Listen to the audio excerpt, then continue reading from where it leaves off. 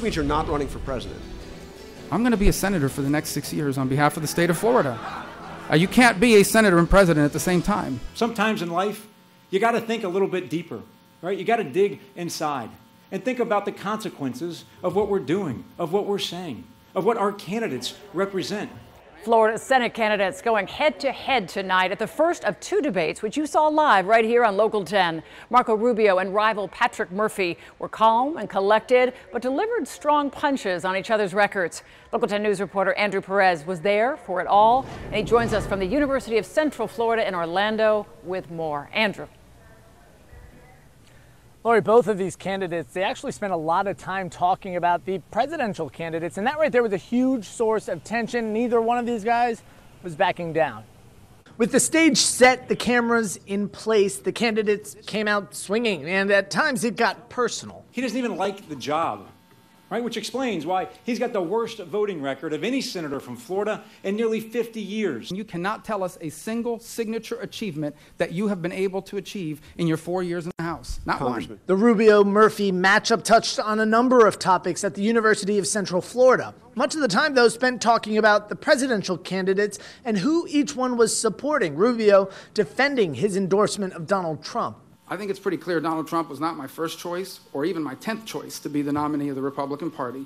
14 million voters in the Republican primaries chose differently. If you can't stand up to Donald Trump as a candidate, how in the world are you going to stand up to him as the President of the United States? Think about what he's done. Think of how unqualified he is. Murphy going on the attack, saying how Trump violated the Cuban embargo even. The two squared off on immigration, on records, and also on health care. He wants to take us back to the days where women could be charged more than men just for being women. I would just say that to say that the Obamacare has some problems would be the equivalent of saying the Titanic has some problems. But perhaps one of the biggest shockers of the night, besides the back and forth, each insisting they would stand up to the future president, was Rubio's reassurance that he would serve all 6 years in the Senate if he got his old job back, something he repeated. So this means you're not running for president. I'm going to be a senator for the next 6 years on behalf of the state of Florida. You can't be a senator and president at the same time. And Rubio throughout the night just kept insisting that Clinton would be worse for the country. Murphy saying that Donald Trump is just dangerous. On a separate note, we actually had a security scare here a little bit earlier. There was a third-party candidate that showed up with several armed security guards, which you can't be doing on a college campus like that. That violates several rules and regulations as well. He tried to sneak in, so security and officers at the school detained him, took him away. We're expecting to learn a lot more about that tomorrow morning. We're live in Orlando. I'm Andrew Perez, Local 10 News. All right, Andrew, thank you. And our senior political reporter, Michael Putney, was also watching with us right here. So do you think there was a clear winner? No clear winner, but I think Marco Rubio was clearly better, no surprise.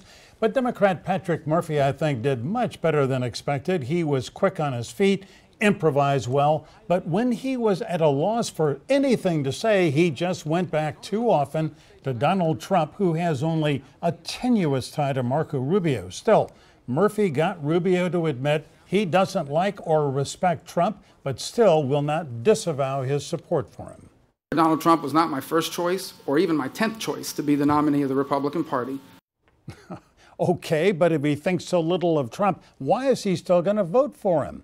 Murphy, I thought, also scored when he pointed out several times that Rubio has the worst voting record of any U.S. senator.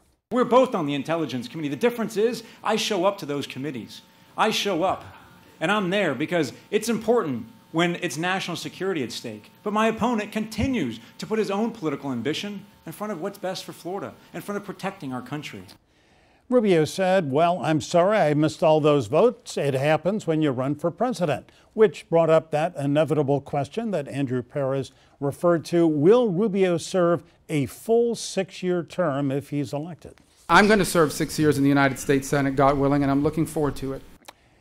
Sounds like he is promising to serve the entire 6-year term, but then Rubio kept adding that qualifier, God willing, which leaves him, I think, an out if 4 years from now, God tells him to run for president. Rubio was quick, well prepared, and effective. He pointed out Murphy doesn't really have much of a record for the 4 years that he has been in Congress, and the truth is Murphy's record as a lawmaker is thin. Bottom line, Rubio, as expected, was very good. Murphy better than expected, but he harped way too much on why Rubio is not going to repudiate Donald Trump. They have one more debate, October 26th at Broward College. All right, Michael, thank you so much. Glad you're here with us. And in some political